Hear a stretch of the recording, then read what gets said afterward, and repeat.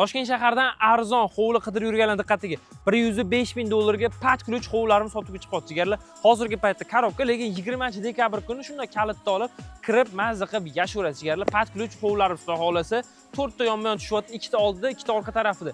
Remont ishlari avjida ketyapti. 20-dekabr kuni aytganimizda kalitlarni qabul qilib olasiz jigarlar. Isitish sistemasidan tupli pol, batareya hamma narsani o'tkazayaptilar. Yaxshi sifatli narsalar bilan quryaptilar jigarlar.